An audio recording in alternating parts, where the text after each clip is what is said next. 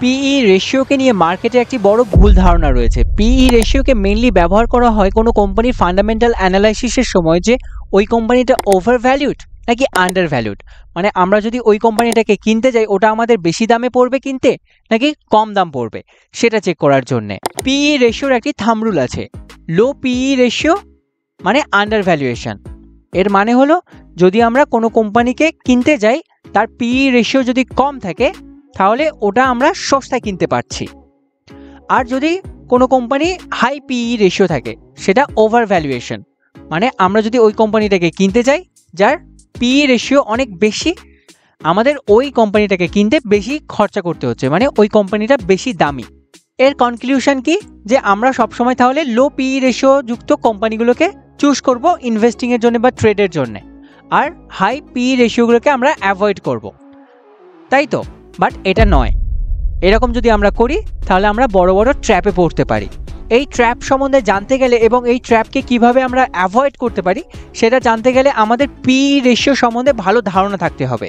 তার জন্য আমরা দেখে নিই যে পিই রেশিও কী জিনিস এবং পিই রেশিও কিভাবে তৈরি হয়। আমরা যদি এখানে দেখি, এখানে এই যে স্টক পিই এখানে 30.6, এটা হচ্ছে পিই রেশিও। এটাকে এরকম দেখতে হয়। এটা কোথায় আমরা দেখতে পাই সেটা আমরা দেখব একটু পরে। আর পিই রেশিও কিভাবে তৈরি হয়, পিই রেশিওর একটা ফর্মুলা আছে। শেয়ার প্রাইসকে আমরা যদি আর্নিং পার শেয়ার দিয়ে ডিভাইড করে দিই আমরা হচ্ছে পিই রেশিও পেয়ে যাই। তো এটা পাবো কোথায়? এই ডেটাগুলো আমরা পাবো কোথায়? যে শেয়ার প্রাইস পাবো কোথায়, আর্নিং পার শেয়ার, এই ডেটাগুলো পাবো কোথায়? তার জন্য একটা ওয়েবসাইট আছে যার নাম স্ক্রিনার। এটা একটা ফ্রি ওয়েবসাইট, তো আমরা সেখানে চলে যাচ্ছি। আমরা এখন স্ক্রিনারে এসে গেছি। স্ক্রিনার হলো একটা ফ্রি ওয়েবসাইট যেখান থেকে আমরা যে কোনো কোম্পানির ফান্ডামেন্টালের যত সব রেশিও আছে সেগুলো চেক করতে পারি।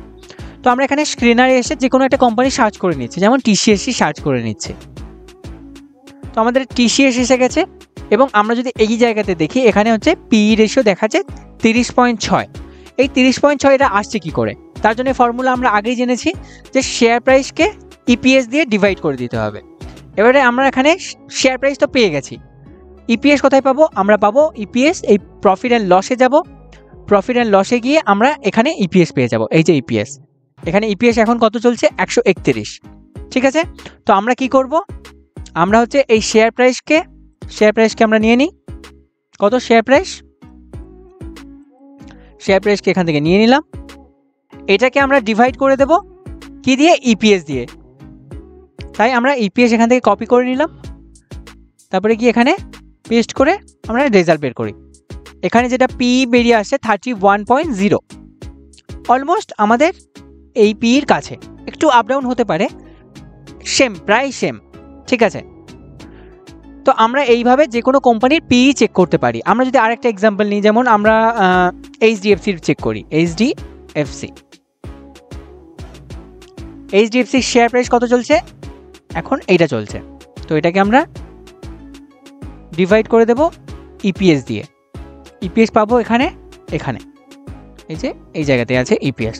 এটাকে কপি করে নিলাম, তারপরে এখানে গিয়ে পেস্ট করে রেজাল্ট দেখি 19.08, অলমোস্ট একই। আর একটা উপায়ে আমরা পিই চেক করতে পারি, সেটা হলো এই যে মার্কেট ক্যাপ আছে, মার্কেট ক্যাপকে আমরা এখানে নেব, এটাকে ডিভাইড করে দেব নেট প্রফিট দিয়ে। প্রফিট এন্ড লস গিয়ে নেট প্রফিট, এটাকে দিয়ে ডিভাইড করে দেব আমরা। এখান থেকে আমাদের সরাসরি পি বেরিয়ে আসে এই যে 18.5, অলমোস্ট কাছাকাছি বেরিয়ে আসছে পিই। এইচডিএফসির ক্ষেত্রে যে পিই বেরিয়ে আসছে 19.2 এবং টিসিএসের ক্ষেত্রে যেটা বেরিয়ে আসছিল 30-র কাছে, এই পিইটা ওভার ভ্যালুয়েশনের সিগন্যাল দিচ্ছে নাকি আন্ডার ভ্যালুয়েশনের সিগন্যাল দিচ্ছে। তো তার জন্য আমাদের বেসিক পিইটা জানতে হবে যে মার্কেটে কোন পিইকে স্ট্যান্ডার্ড ধরা হয়। মার্কেটে ধরা হয় যে 20 থেকে 25-এর ভেতরে পিই থাকলে সেটা হচ্ছে আন্ডার ভ্যালুয়েশন, মানে কোম্পানিটা সস্তা। আর যদি তার থেকে বেশি থাকে, মানে 20 থেকে 25-এর বেশি থাকে, সেটা হচ্ছে ওভার ভ্যালুয়েশন, তাহলে সেটা হচ্ছে অনেক দাম দিয়ে কিনতে হচ্ছে আমাদের। তো সেই হিসেবে টিসিএস এখন দেখাচ্ছে যে ওভার ভ্যালু। এবারে আমরা কিছু এক্সাম্পল দেখে নিই যে এই যে পিই রেশিও কি সত্যি কোনো কাজের? পিই রেশিওকে আমরা যদি ফলো করি তাহলে আমরা কি রেজাল্ট পাবো? এখানে সান ফার্মা রয়েছে। সান ফার্মা জানুয়ারি 23 থেকে আমরা দেখছি, জানুয়ারি 23 থেকে এখনো পর্যন্ত যে রিটার্ন হয়েছে 87%। তো জানুয়ারি 23-এর স্টার্টিংয়ের সময় পি রেশিও কত ছিল সেটা আমরা গিয়ে একবার চেক করি। তো আমরা এখানে সান ফার্মা সার্চ করি, সান ফার্মার পি রেশিও আমরা এখান থেকেও চেক করতে পারি। এই যে পি রেশিও, এটাকে আমরা এবারে জানুয়ারি 23-এ দেখি। জানুয়ারি 23-এ কোথায় পি ছিল?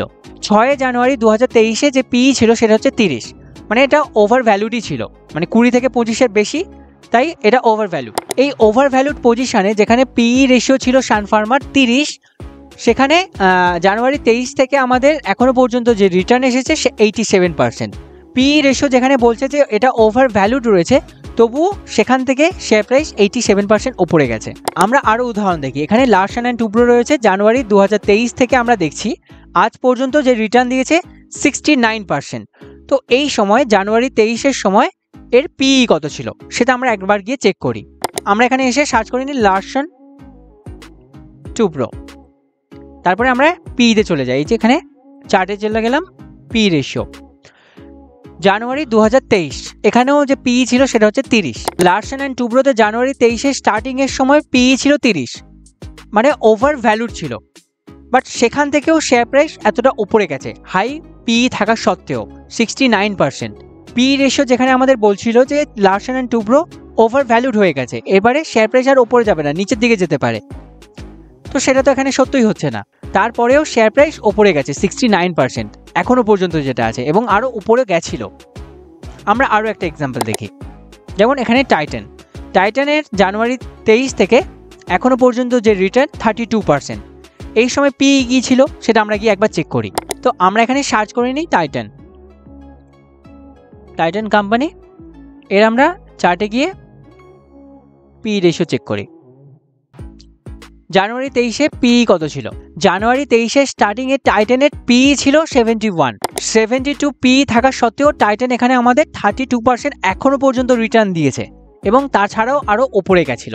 তাহলে পি এর উপরে আমরা কতটা নির্ভর করে কোনো স্টককে নির্বাচন করতে পারি? পি রেশিও যদি আমাদের বলে যে কোনো কোম্পানি ওভার ভ্যালুড হয়ে গেছে বা আন্ডার ভ্যালুড হয়ে গেছে, তো তার উপরে আমরা কতটা নির্ভর করতে পারি এইগুলো দেখার পরে। তাহলে আমরা পি রেশিওকে কিভাবে তাহলে ইউজ করব? পি রেশিওকে এক্স্যাক্টলি আমরা কিভাবে ব্যবহার করতে পারি সেটা দেখি। আমরা এখন টাইটান কোম্পানির পি রেশিওতে আছি। এখানে কি করেছি, এখানে হচ্ছে পি রেশিও সিলেক্ট করে এটাকে 5 ইয়ার্স করা আছে। এবারে আমরা চেক করব, এখানে একটা জিনিস আছে মিডিয়ান পি, আর এখানে এই যে পির গ্রাফ দেওয়া আছে। আমরা চেক করব যে এই যে মিডিয়ান পি যেটা হচ্ছে এখন 89.1, যখন এই মিডিয়ান পি নিচে কোনো কোম্পানির পি থাকবে সেটাকে আমরা আন্ডার ভ্যালু ধরতে পারি, বাট শুধুমাত্র এটা দেখেই আমরা কোনো কোম্পানিতে ইনভেস্ট করতে যাব না। আমরা তখন চার্ট প্যাটার্ন বা অন্যান্য যেসব জিনিস আছে সেগুলোকে অ্যানালাইসিস করব। যেমন আর একটা এক্সাম্পল আমরা দেখি, যেমন এইচডিএফসির ক্ষেত্রে আমরা ধরি এইচডিএফসি ব্যাংক, এর পিতে আমরা যাব, চার্টে গিয়ে আমরা পি রেশিও করলাম, 5 বছর করা আছে। যেমন এখন পি রেশিওর হিস্ট্রি ডেটা অনুযায়ী এইচডিএফসি ব্যাংক এখন আন্ডার ভ্যালুড আছে। এই মিডিয়ান পি নিচে এখন এই স্টকের পি চলছে, কত পি চলছে না, এখন পি চলছে 19.2, আর এর মিডিয়ান পি হচ্ছে 20.8, মানে সামান্য আন্ডার ভ্যালুড রয়েছে। বাট আমাদের এটা খেয়াল রাখতে হবে যে কেবলমাত্র আমরা পি রেশিওর ওপর নির্ভর করে আমরা কোনো কোম্পানিতে ইনভেস্ট করব না, আমরা আরও অন্যান্য জিনিস দেখব, যেমন quarterly result, profit and loss, chart pattern. আমরা এগুলোকে একসাথে কম্বাইন্ড করে কোনো কোম্পানিতে আমরা ট্রেড করতে পারি বা ইনভেস্ট করতে পারি। আশা করি আজকের এই ভিডিওটি থেকে আপনি নতুন কিছু শিখতে পেরেছেন, জানতে পেরেছেন। আপনার যদি কোনো প্রশ্ন থাকে বা কোনো ডাউট থাকে অবশ্যই কমেন্টে জানাবেন, এবং আগামী দিনে কোন টপিকের ওপর আপনি ভিডিও দেখতে চাইছেন অবশ্যই কমেন্টে জানাবেন। ভিডিওটি ভালো লাগলে অবশ্যই লাইক দেবেন, আগামী দিনে ভিডিও দেখার জন্য চ্যানেলটি সাবস্ক্রাইব করবেন, এবং আপনার বন্ধু ফ্যামিলি মেম্বার যারা শেয়ার মার্কেটে নতুন আসছে তাদের সাথে এই ভিডিওটি অবশ্যই শেয়ার করবেন। শেয়ার করার মাধ্যমে আমরা একসাথে গ্রো করতে পারবো। আবার দেখা হবে নেক্সট ভিডিওতে। ধন্যবাদ।